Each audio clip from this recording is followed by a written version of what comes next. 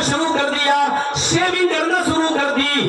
آج ان کی داڑھی نہیں ہے, آج وہ چکنے پھر رہے ہیں, پینٹ شرٹ پہن کے گھوم رہے ہیں. اذان ہو رہی ہے تو مسجدوں میں نہیں جا رہے ہیں. آج انہوں نے اپنا بزنس کہیں کھول لیا ہے. آج جن کو مسجدوں اور میناروں کا ذمہ دار ہونا چاہیے تھا, میرے بھائیوں, جن کو مدرسوں میں پڑھانا چاہیے تھا, جن کو قوم کی ذمہ داری لینا چاہیے تھی, جس کو امت اسلامیہ کی حکومت اپنے ہاتھ میں لینا تھی, سرداری جس کو سردار بننا تھا اپنی قوم کا, آج یہ حالت ہو چکی ہے کہ وہ کلین شیو ہے, آج داڑھی بھی کٹا رہا ہے, کلین شیو ہے, چکنا ہے, پینٹ شرٹ بھی پہن کے گھوم رہا ہے. یعنی اس نے 10 سال مدرسے میں 8 سال پڑھنے کے بعد اس کی کوئی قدر نہیں کی. تو جس طرح حافظ بننا اور عالم بننا کوئی کمال نہیں ہے, اصل کمال یہ ہے کہ حفظ کے بعد اور عالم بننے کے بعد اس کی حفاظت یہ کتنے دن کرتا ہے اور اس علم کو لوگوں تک کتنا پہنچاتا ہے. اسی طریقے سے آپ نے 30 دن جو روزے رکھے ہیں, روزہ رکھنا کوئی کمال نہیں ہے. ان 30 روزوں کو رکھنے کے بعد اب آپ کی جو ذمہ داری ہے پورے سال ان روزوں کی حفاظت کی, وہ ذمہ داری کیا ہے؟ اگر روزے سے پہلے اگر آپ رمضان کے روزے رکھے لیکن رمضان سے پہلے جیسے جھوٹ بولتے تھے, رمضان گزرنے کے بعد بھی ہم جھوٹ بول رہے ہیں. رمضان سے پہلے جیسے شراب پیتے تھے, رمضان کے بعد بھی ہم شراب پی رہے ہیں. رمضان سے پہلے بھی جیسی ہماری بہنیں بے پردہ رہتی تھی, رمضان کے بعد بھی بے پردہ ہیں. رمضان سے پہلے بھی جو ہم گناہ کرتے تھے, رمضان کے بعد بھی ہم گناہ کر رہے ہیں. تو آپ سمجھ لو کہ آپ کے روزوں کے کوئی اثرات آپ کی زندگی پر مرتب نہیں ہوئے. وَلَا تَكُونُوا كَالَّذِينَ كَسَبَتْ غَزْلَهَا مِن بَعْدِ قُوَّةٍ أَنكَاثًا. اللہ نے ایک عورت کی مثال پیش کی ہے, اس عورت کی طرح مت ہو جانا, اس عورت کی طرح مت ہو جانا جس نے بڑی محنت سے کپڑا تیار کیا, دھاگا بنا اور کپڑا تیار کیا, اور جب کپڑا بنا کر تیار کیا اس کے بعد بیٹھ گئی اور ایک ایک تار اس کا الگ کرنے لگی, ایک ایک تار ادھیڑنے لگی, اور تھوڑی دیر میں اس نے اس کو ادھیڑ دیا, پھاڑ کے پھینک دیا. کیا کہیں گے آپ اس عورت کو؟ بھائی ہم لوگ انصاری ہیں, سود لاتے خرید کر, اس میں کلپ دیتے ہیں, اس کو سکھاتے ہیں, پھر مشین پر اس کو پھراتے ہیں, پھر وہ تانے کے لیے جاتا ہے, تانا تن کر بیم کی شکل میں آتا ہے تو پاور لوم پہ جاتا ہے, پھر بانا آتا ہے, اس کو کلپ دیتے ہیں, پھر اس کو بنتے ہیں, بننے کے بعد گمچھا یا چادر یا لنگی تیار کرتے ہیں. یعنی کئی مراحل سے گزرنے کے بعد ایک گمچھا تیار ہوتا ہے, اور گمچھا جب بن کر تیار ہو جائے اس کے بعد ہم لے کے بیٹھ جائیں, ایک ایک دھاگا اس کا توڑنے لگے اور اس گمچھے کو ٹکڑے ٹکڑے کر دیں, پھاڑ دیں. آدمی کیا کہے گا, بھئی کتنا بڑا پاگل ہے یہ, ارے جب تجھے پھاڑنا ہی تھا تو گناہ کیوں؟ جب تجھے کپڑے کو پھاڑنا ہی تھا تو اتنا دن محنت کیوں کیا؟ تانا لایا, بانا لایا, کلپ لگایا, چاول یا روٹ سے اس کو ٹائٹ کیا, پھر اس تانا پہ گیا, پھر پاور لوم پہ آیا, ہینڈ لوم پہ آیا, اس کو بن کر تیار کیا. ارے جب تجھے پھاڑنا ہی تھا تو پھر اتنی محنت کرنے کی کیا ضرورت تھی؟ ایک مکان مالک نے مکان بنوایا, 2 منزل خوبصورت مکان, ٹائلز لگے ہوئے, ماربلز لگے ہوئے, خوبصورت مکان بن کے تیار. اس کے بعد بیٹھ گیا ہتھوڑی لے کر, یہ اینٹ ٹوٹی پھینک دی, دوسری اینٹ توڑی پھینک دی, اور اوپر سے لے کے صبح سے لے کے شام تک پورا مکان توڑ دیا. بٹ نہیں, ہمیں پسند نہیں آیا. ارے جب تجھے مکان ہی توڑنا تھا تو بنایا کیوں؟ ایسے آدمی کو آپ کیا کہو گے؟ پاگل. ہو سکتا ہے رانچی لے جانا پڑے علاج کے لیے, ہو سکتا ہے. ہم لوگ تو یو پی میں بریلی, اب آگرہ لے جاتے ہیں, آپ لوگ بھی کہیں لے جاتے ہوں گے. ایسے آدمی کو لوگ پاگل کھانے میں بھرتی کریں گے, کیا کہیں گے تو پاگل ہے. ارے یہ مکان جب توڑنا ہی تھا تو بنایا کیوں؟ ارے جب کپڑا بننا تھا تو بنایا ہی کیوں؟ ارے اللہ کے بندے, جب تجھے شراب ہی پینا تھی, جوا ہی کھیلنا تھا, بے پردگی کے ساتھ رہنا تھا, نمازیں ہی چھوڑنا تھی, تو 30 روزے رکھے کیوں؟ وَلَا تَكُونُوا كَالَّتِي نَقَضَتْ غَزْلَهَا. اس عورت کی طرح مت ہو جانا جو بڑی محنت من بعد قوت انکاثا, بڑی محنت اور مشقت کے بعد کپڑا تیار کرتی ہے اور پھر ایک ایک دھاگا لے کر بیٹھ جاتی ہے اور الگ کر دیتی ہے. اس عورت کی طرح مت ہو. اب سوچئے، اب سوچ رہا ہوگا ہر آدمی یہاں بیٹھا ہوا ایسے کیا کرے، مولانا تو اتنا مشکل مسئلہ بتا دے رہے ہیں، 30 دن تو بڑی مشکل سے کٹتے ہیں، وہ بھی کیسے ہم روکتے ہیں اپنے آپ کو یہ ہم جانتے ہیں۔ عید کا دن فرشتوں کی اصطلاح میں یوم الجائزہ ہے، بدلے کا دن ہے، یاد رکھیے گا۔ عید کا دن یوم الجائزہ ہے، بدلے کا دن ہے وہ۔ اس دن انسان نماز نہیں پڑھتا، 2 رکعت نماز ادا نہیں کرتا، بلکہ اللہ سے انعام لیتا ہے، اللہ سے بدلہ مانگنے جاتا ہے۔ اور عید کے دن اللہ بھی اپنے بندوں کی شکرانے کی نماز ادا کرتے وقت اعلان کرتا ہے قد غفرت لکم وبدلت سیئاتکم حسنات، اے فرشتوں گواہ رہنا، میں نے اپنے بندوں کے گناہوں کو بخش دیا اور ان کی برائیوں کو گناہوں سے نیکیوں سے بدل دیا۔ یہ بدلہ ہے۔ انعام تو اللہ کیا دے گا وہ اسی کو معلوم ہے۔ روزے دار کو تو اللہ کہتا ہم اپنے ہاتھ سے انعام دیں گے، فَإِنَّهُ لِي وَأَنَا أَجْزِي بِهِ، میرے بندے نے روزہ میرے لیے رکھا، میں انعام دوں گا اپنے۔ وہ اللہ کیا انعام دے گا کسی کو نہیں معلوم، وہ آخرت میں جو انعام ملے گا وہ الگ، لیکن دنیا میں عید کے دن بدلہ کیا ملتا ہے؟ آئے میرے بندوں اپنے گناہوں کی معافی مانگنے کے لیے آئے ہو، قد غفرت لکم، میں نے تمہیں بخش دیا، وبدلت سیئاتکم حسنات، میں نے تمہاری برائیوں کو بھی نیکیوں سے بدل دیا۔ یعنی ہم نے تمہارے گناہ معاف نہیں کیے، ہم نے تمہارے گناہوں کو بھی نیکیوں سے بدل دیا۔ یہ انعام ہے۔ اتنا بڑا انعام لینے کے بعد عید کے دن اور گھر پہنچتے ہی لگائے ڈی جے، چھمک چھلو، چلے گانے، تیری آنکھیں جھکی جھکی، اور پتہ نہیں کون سے گانے لگا دیے۔ بالکل وہی سمجھو کہ بڑی محنت سے کپڑا بنا اور گھر آ کر بیٹھ کے کھاڑنے لگے۔ اس سے بڑا کوئی پاگل انسان؟ ابھی اللہ نے اعلان کیا، بدلہ لے کے آیا، اور اسی دن سے پھر شروع چلی ہماری بہنیں۔ عید کے دن کا الگ کپڑا، عید کی باسی دوسرے دن کا الگ کپڑا، تیسرے دن کا تیسرا سوٹ، چوتھے دن کا چوتھا سوٹ۔ لگتا ہے عید ان کی نہیں، ان کے اماں کے نام ہو گئی۔ میری بہنوں، تم نے اس سال عید کے کپڑے پہننا اپنے اوپر کیسے گوارا کر لیے نئے؟ تمہیں ذرا بھی شرم نہیں آئی کہ ہم نیا کپڑا پہن رہے ہیں؟ اس وقت فلسطین کی مسلم عورتیں جو بیوہ ہیں وہ اپنے خون کا لباس پہن رہی ہیں، تم پانی سے وضو بنا رہے ہو، ان کے بچے خون میں نہا رہے ہیں، تم عید کے دن ایک دوسرے کے گھروں میں جا کر سوئیاں کھا رہے ہو، ان کے بچوں کے پاس پینے کے لیے پانی بھی نہیں ہے۔ تم نے اس مرتبہ عید کے دن یہ کیسے گوارا کر لیا ایک دوسرے کے گھروں میں جانا اور ایک دوسرے کے گھروں میں سوئیاں کھانا، ایک دوسرے کے گھروں میں جا کر مبارکباد دینا؟ میرے بھائیو، تمہیں عید کی خوشیاں مناتے وقت فلسطین کا مسلمان بھی یاد آیا؟ میری بہنوں، نئے نئے کپڑے پہنتے وقت تمہیں اس فلسطین کی لال رنگ کے کپڑے پہنے ہوئے، خون سے سنے ہوئے کپڑے میں لپٹی ہوئی ہماری بہنیں بھی تمہیں یاد آئیں یا نہیں آئیں؟ اگر نہیں یاد آئیں تو یاد رکھو، رمضان نے ہمدردی کا کوئی عنصر ہمارے دلوں میں پیدا نہیں کیا، جبکہ روزے کا مقصد یہی تھا کہ لوگ مجبوروں کی مجبوری اپنے دل میں ہم سمائیں اور اس کا احساس کریں۔ اسی لیے تو بھوکا رکھا جاتا تھا کہ غریبوں کی بھوک کا احساس ہمیں ہونے لگے، اسی لیے تو پیاسا رکھا جاتا ہے کہ 1 مہینہ تم پیاسے رہے، 1 مہینہ تم بھوکے رہے۔ تو یہ حال ہے جن کو 12 مہینے کھانا نہیں ملتا، اچھی چیزیں نہیں ملتی، ان سے پوچھو کہ بیچارے 12 مہینے کیسے گزارتے ہیں۔ یہ روزہ تو انہی کی ہمدردی پیدا کرنے کے لیے فرض کیا گیا تھا، ہمارے اندر یہ ساری چیزیں کہاں آئیں؟ کیسے گوارا کر لیا یہ سب؟ ہمیں سوچنا پڑے گا، ہمیں ان چیزوں پر غور کرنا ہی پڑے گا، اور نہیں کیا تو یاد رکھیے کہ ہم نے روزے نہیں رکھے۔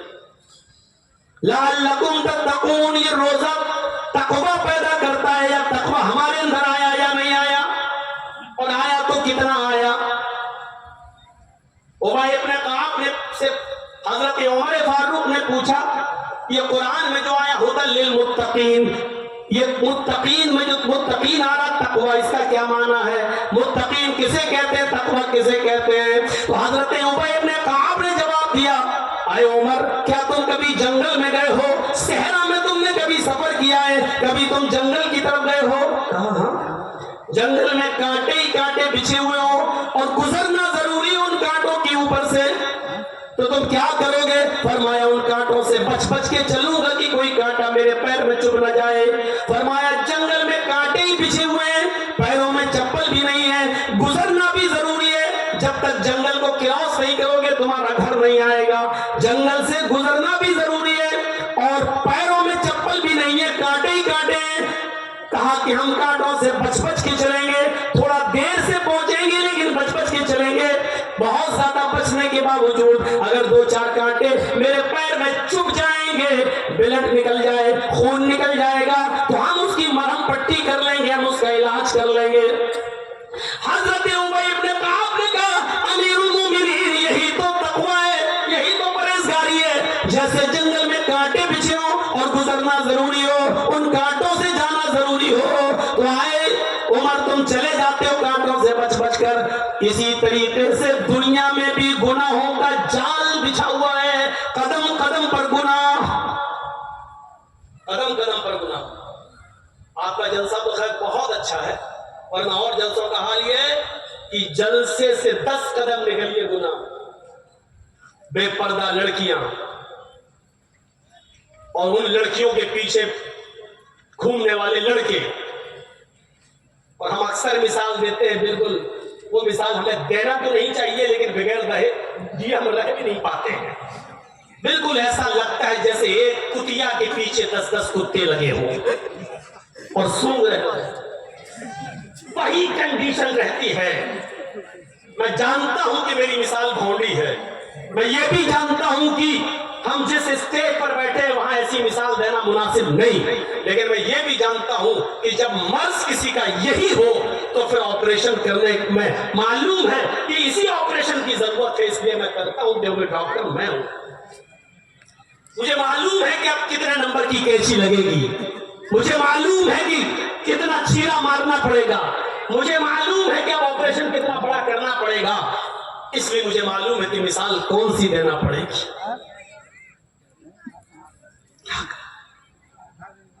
کہنا پڑتا ہے، کبھی کبھی اللہ نے بھی ایسی مثال دے دی قرآن میں، اولئک کالانعام، انسانوں کو کہا یہ چوپایوں کی طرح، اور چوپائے مانی 4 پیر والے جانوروں میں سور بھی آتا ہے، سور بھی آتا ہے۔ اللہ نے مثال دیتے ہوئے کہا، بہت لمبی مثال کے بعد، اولئک کالانعام، یہ تو چوپایوں کی طرح ہے، لوگوں سے کہا، اور آگے کیا کہا، بل ہم اضل، بلکہ ان سے بھی زیادہ گئے گزرے، یعنی چوپائے پھر بھی اچھے ہیں، ان سے بھی زیادہ گئے گزرے۔ اس کا مطلب کیا ہوا؟ چوپایوں میں سور بھی ہے اور ان سے بھی زیادہ گئے گزرے، مطلب سمجھ رہے ہو؟ وہ تو جانور ہے، ہم تو انسان ہیں، ان سے بھی زیادہ گئے گزرے کہہ دیا۔ غور کرنے والے، یہ الگ بات ہے کہ نام نہیں لیا، صرف چوپایوں میں کام چلا دیا، لیکن حدیث کے الفاظ تو یہ بھی بتاتے ہیں ابن ماجہ وغیرہ کے کہ جب انسانوں کے حالات بہت بگڑ جائیں گے اور جب زناکاری، مکاری، شراب نوشی اور آلات موسیقی، گانے بجانے کے حالات جب بہت زیادہ ہو جائیں گے تو اللہ کے نبی نے یہاں تک کہہ دیا، یجعل منہم القردۃ والخنازیر، اللہ ان لوگوں کی شکلوں کو بندر اور سوروں کی شکل میں بدل دے گا۔ یہاں تک کہا اللہ نے، یا اللہ کے نبی نے کہ اللہ ان کی شکلوں کو بندر اور سور بنا دے گا۔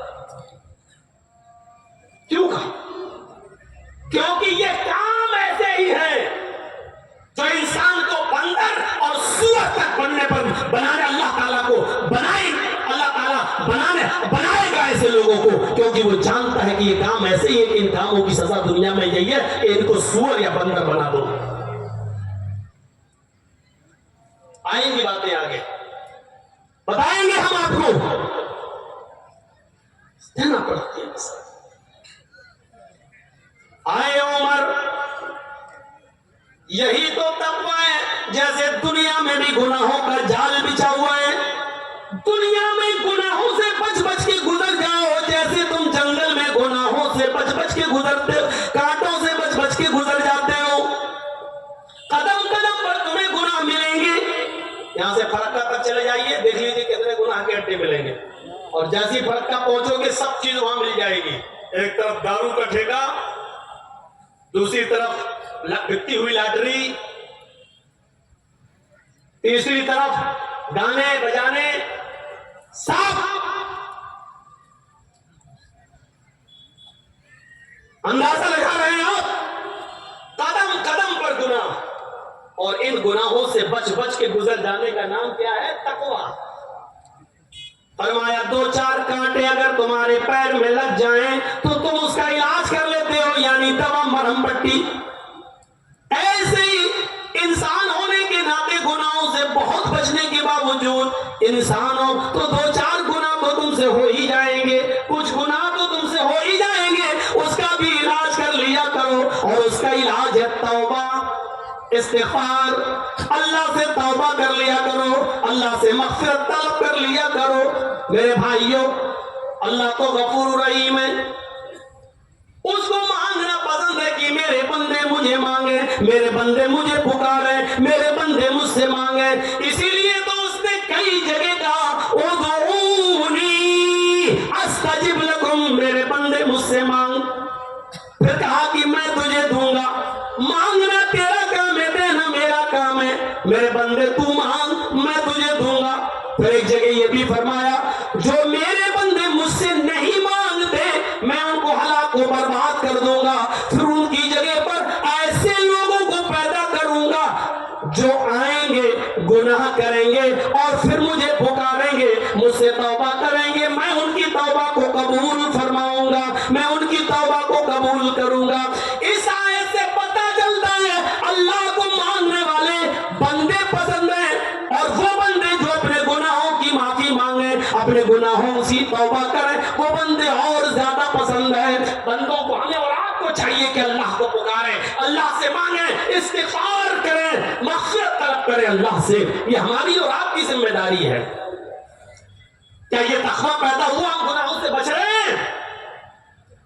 इमाम कायनात मोहम्मद रसूलुल्लाह सल्लल्लाहु अलैहि वसल्लम अपने हुजरे में और अपनी बीवी उम्मे सलमा के गोद में सर रखकर लेटे हैं, ये पैर यहां सर रखकर लेटे हुए हैं। हुजरे के बाहर एक लौंडी है, बकरी के बच्चे से खेल रही है। आवाज दिया अपनी खादिमा को, अपनी वर्कर नौकरानी को, अपनी लौंडी को आवाज दी, नहीं आई। दोबारा आवाज दी, नहीं आई। तीसरी बार आवाज दी, फिर भी नहीं आई। अल्लाह के नबी ने फरमाया उम्मे सलमा जी जाओ जरा देखो तो क्या कर रही है वो लड़की, बार बार बुला रहा हूं, आ नहीं रही है, कहीं गायब तो नहीं हो गई, कहां चली गई? दरवाजा खोला तो सामने ही बैठी है, बकरी के बच्चे से खेल रही है। बुखारी शरीफ की हदीस के अल्फाज, अल्लाह के नबी ने कहा, उम्मे सलमा ने कहा ए, तुझे तो अल्लाह के नबी ने 3 बार आवाज दी, तूने सुना नहीं? उसने कहा सुना, तीनों आवाजें सुनी। कहा हाँ, फिर क्यों नहीं आई? सर नीचे कर लिया। जिनके पास जवाब नहीं होता वो सर नीचे कर लेते हैं, जवाब नहीं था, सर नीचे कर लिया। उम्मे सलमा ने कहा अल्लाह के नबी उसने आपकी 3 बार आवाज सुनी लेकिन फिर भी नहीं आई। आपने कहा बुलाओ, बुलाया तो वो आई। आपने कहा इधर आओ, बैठ गई। मैंने 3 आवाजें दी, तुमने सुनी? कहा जी। तीनों? जी। फिर क्यों नहीं आई? सर नीचे कर लिया। अल्लाह के नबी के कान में मिसवाक थी। उस जमाने में सहाबा किराम भी कान में मिसवाक लगा लिया करते थे। जैसी अजान की आवाज आई मिसवाक निकाली, फिर कान में रख ली, वुजू बनाया और मस्जिद में चले गए नमाज पढ़ने के लिए। मिसवाक के बड़े शौकीन थे। मिसवाक मुंह की पाकी का बहुत बड़ा काम है और सवाब भी रखती है मिसवाक करना। तो अल्लाह के नबी ने वो मिसवाक निकाली और उस लड़की पर, उस लौंडी के ऊपर ताना और मारने के लिए आमादा हुए। करीब किया, जैसे ही मारने वाले हुए आपने मिसवाक को रोक लिया, मारा नहीं। हजरत उम्मे सलमा कहती है कि अल्लाह के नबी मारा क्यों नहीं इसको? آپ نے کہا جانے دو. کہا اگر آپ ایسے چھوڑتے رہیں گے تو سر پہ چل جائے گی. آج آپ نے 3 بار آواز دی نہیں آئی, کل 5 بار بھی آواز دیں گے پھر بھی نہیں آئے گی, 10 بار بھی آواز دیں گے تب بھی نہیں آئے گی, سر پہ چل جائے گی. آپ کی لونڈی ہے, آپ کی خادمہ ہے, سزا دیجیے آپ اس کو. آپ تو مارنے والے پہ کیوں نہیں مارا؟ ذرا بتائیے تو یہ مسواک ہو پین کے برابر اور اس سے ماریں گے تو کتنی لگے گی کسی کو؟ ایسے ماریں گے, تیز بھی مارو گے تو کتنی لگے گی اس کو؟ لیکن یہ سزا بھی نہیں دی اور مسواک روک لی. فرمایا ام سلمہ میں تو اس کو مسواک سے مارنے والا ہوا. ام سلمہ نے کہا میں نے دیکھا. پھر مسواک روکی کیوں؟ 1-2 مسواک اس کو مار دیتے. فرمایا ام سلمہ جیسے ہی میری مسواک اس کے کاندھے تک پہنچی میں نے روک لی, یہ سوچ کر لولا القوت لاوجعتک بهذا السواک, اگر مجھے اس بات کا ڈر نہ ہوتا, اگر مجھے اس بات کا خوف نہ ہوتا, اگر مجھے اللہ کے یہاں اپنے جواب دہی کا اگر خوف نہ ہوتا تو میں اس کو اس مسواک سے مارتا. مجھے اس بات کا ڈر ہوا کہ میرا یہ مسواک مار دینا کہیں اس کی غلطی سے زیادہ نہ ہو جائے, یعنی اس نے اتنی بڑی غلطی نہ کی ہو اور میرا مارنا کہیں اس کی غلطی سے زیادہ نہ ہو جائے اور کل قیامت کے دن اللہ کے یہاں مجھے بھی جواب نہ دینا پڑ جائے. کل اللہ کے یہاں یہ لڑکی میرے خلاف کوئی مقدمہ دائر نہ کر دے, وہاں کوئی کسی کا پرسان حال نہیں ہوگا, وہاں کسی کے اوپر کوئی ظلم بھی نہیں ہوگا. الیوم لا تملک نفس لنفس شیئا, آج کے دن کوئی نفس کسی نفس کی مالک نہیں ہے. والامر یومئذ للہ, سارے معاملات اللہ کے اختیار میں ہوں گے. میرے بھائیوں مجھے اس بات کا ڈر تھا اے ام سلمہ کہ میری اس مسواک کی مار کہیں اس کی غلطی سے زیادہ نہ ہو جائے, اس لیے میں نے روک لیا. کیا ان روزوں نے یہ تقوی ہمارے اندر پیدا کیا ہے؟ احتساب نفس پیدا کیجئے, اپنا حساب کتاب خود کیجئے. یہاں جتنے بیٹھے ہوئے ہیں اپنا حساب کتاب خود کریں. آپ کے نیچے بھی بہت سے لوگ کام کرنے والے ہوں گے, آپ کے نوکر, آپ کے ملازمین جو آپ کے نیچے ہیں. کیا آپ کبھی سوچتے ہیں 2 گھنٹہ لیٹ ہو گیا پورے دن کی تنخواہ آپ کاٹ لیے؟ کوئی بہت زیادہ مجبوری میں گیا تو آپ نے اس کی پورے دن کی تنخواہ کاٹ لی. سوچئے گا اللہ کے کون سا پیار اور کون سی محبت دی ہوگی اللہ کے رسول نے اپنے خادموں کو بھی. وہ زید ابن حارثہ تھے, لٹ لٹا کے بک بکا کے خدیجہ کے ہاتھ لگے اور خدیجہ نے اللہ کے نبی کو دے دیا. اور جب ان کے چچا اور باپ کو پتا چلا کہ میرا بیٹا تو محمد کے پاس ہے, چچا اور باپ دونوں آئے تو اللہ کے نبی نے فرمایا کوئی بات نہیں, اگر تمہارا بیٹا ہے اور تمہارے ساتھ جانا چاہے تو چلا جائے, مجھے کچھ نہیں چاہیے تم سے. بلایا زید ادھر آؤ. زید آئے, کہا ان کو پہچانتے ہو, یہ کون ہے؟ کہا یہ میرے باپ ہیں اور یہ میرے چچا ہیں. کہا یہ تمہیں لینے آئے ہیں, اگر تمہیں ان کے ساتھ جانا ہو تو ہمیں کوئی اعتراض نہیں. بھائی غلام میرا, میں کیوں چھوڑوں؟ لیکن آپ کہہ رہے ہیں کہ اے زید اگر تمہیں جانا ہو ان کے ساتھ تو ہم چلے جاؤ. زید ابن حارثہ منع کرتے ہوئے کہتے ہیں کہ اللہ کے نبی مجھے اپنے سے جدا مت کیجئے, میں آپ کو چھوڑ کر نہیں جاؤں گا. زید کو معلوم ہے کہ میری حیثیت یہاں غلام کی ہے, میں غلام ہوں اور یہ مجھے لینے آئے, یہ میرے باپ ہیں. اور باپ کتنا بھی غریب ہو لیکن اپنے بیٹے کو راجا مہاراجا کی طرح پالتا ہے. وہ خود بھوکا رہ لیتا ہے لیکن بیٹے کو بھوکا نہیں سونے دیتا ہے. ماں خود بھیگے بستر پہ سو جاتی ہے لیکن بیٹے کو سوکھا بستر فراہم کرتی ہے. ماں بھوکی رہ جاتی ہے لیکن بیٹے کو پیٹ بھر کے کھانا کھلاتی ہے. زید کو معلوم ہے کہ مجھے گھر میں جو سکون ملے گا, گھر کا آرام بھی معلوم ہے, لیکن زید پھر بھی کیا کہہ رہے ہیں, نہیں میں آپ کو چھوڑ کے نہیں جاؤں گا. اس کا مطلب یہ ہے کہ زید کو محمد ابن عبداللہ کے غلام ضرور تھے, لیکن آپ نے اپنے غلام کو بھی اس طرح رکھا کہ کسی کا باپ اپنے بیٹے کو اور کوئی ماں اپنے بیٹے کو اس طرح نہیں پال پائے گی جس طرح محمد رسول اللہ نے اپنے غلام کو یہ محبت دی تھی. باپ نے کہا بیٹے تم غلامی کو پسند کرتے ہو, शादी पर। अरे मोहम्मद रसूलुल्लाह तो कह रहे ले जाओ, मैं कुछ नहीं लूंगा तुमसे। बेटे ने कहा सॉरी अब्बू, आप हम ठीक है अब्बू हैं, आप चाचा हैं, 2 4 6 10 दिन आपके साथ जाकर मैं वापस रह लूंगा घर पे, लेकिन आप ये कहो कि मोहम्मद रसूलुल्लाह को मैं छोड़ दूं तो ये नहीं हो सकता मुझसे।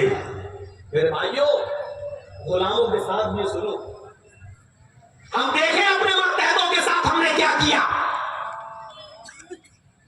क्या ये रोज़े ने तकवा पैदा किया हमारे अंदर?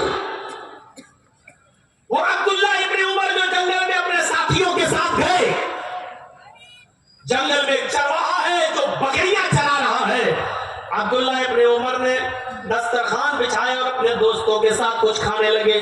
उस चरवाहे को आवाज दी, इधर आओ।